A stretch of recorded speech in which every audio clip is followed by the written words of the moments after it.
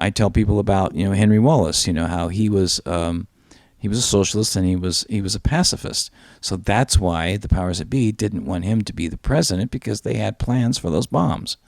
You know what I mean? And so people need to understand, this is why it's important to understand the history, you know what I mean? So that you can at least, have a different perspective than what you were taught or weren't taught in school, which is, again, getting back to CPI, that's a vital role to provide materials for people to be able to read on their own, and also to do podcasts and interviews and talk about, like what we're doing now, talk about actual things from history, so that those that are interested at some point, I think we'll see more and more people who are interested because they're not satisfied with their life.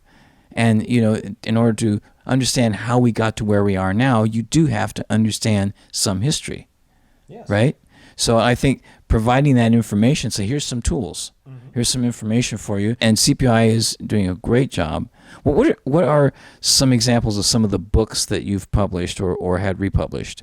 Well, the first book we ever published was The Green Book by Muammar Gaddafi, because, Libya, under the leadership of Gaddafi, had the highest life expectancy in Africa. They had built the world's largest irrigation system, the Great Man-Made River.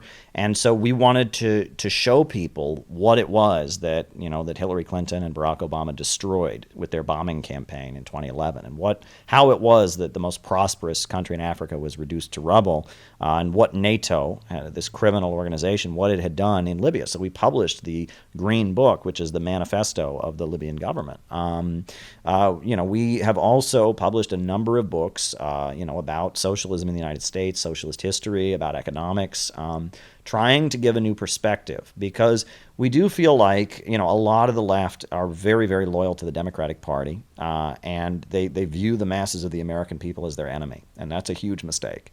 And so we have to rethink left and right in our time. I'm a religious person. I believe in God. I'm a Christian, and I think that Christian faith and socialism walk hand in hand. Obviously there was horrendous persecution of Christians during the Cold War time, but the communist world has largely changed its perspective. The head of the Russian Communist Party, who I've met, Gennady Zyuganov, he's a Christian. He's a Russian Orthodox Christian. Nicolas Maduro, the leader of Venezuela, is a Roman Catholic. Daniel Ortega of Nicaragua, not only is he a Roman Catholic, but the slogan of the government is Christianity, socialism, and solidarity.